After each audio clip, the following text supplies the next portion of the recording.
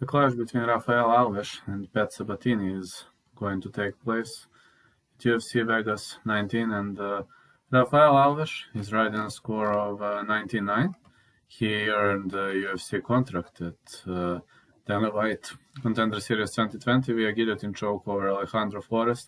At Titan FC, he was very dominant, defeating Guilherme Miranda, Babit Nazarov, Felipe Douglas. It's a really great ground fighter with good stamina, but when it comes to stand-up, we can say that Rafael Alves is so-so fighter.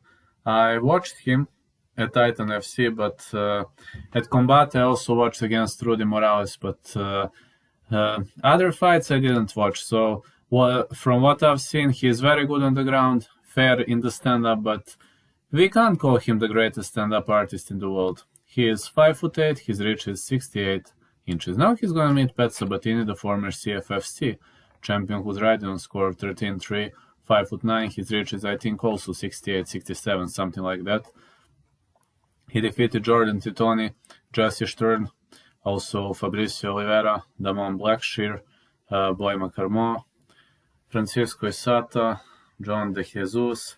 Also, I watched that Ring of Combat 58, where he won Michael Lawrence via rear naked choke. He lost to Jose Mariscal and James Gonzalez.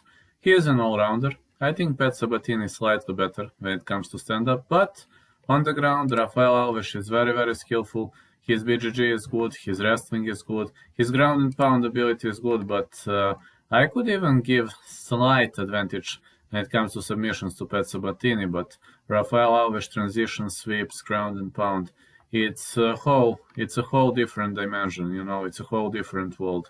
When it comes to stamina, well, I don't know. Pat Sabatini is a finisher. He finished Tony Gravely, a UFC name, and he has maybe fought 2 or 3 times to judges' scorecards. I mean, against Damon Blackshear, he won. Against Jose Mariscal, he lost.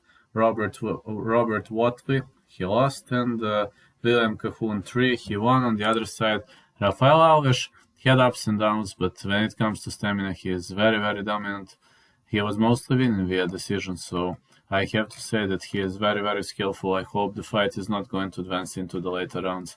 This is such a toss-up, very close fight, but I'm gonna give very slight advantage to Pat Sabatini. I mean, I kind of have a feeling that this fight might be ended before the final bell.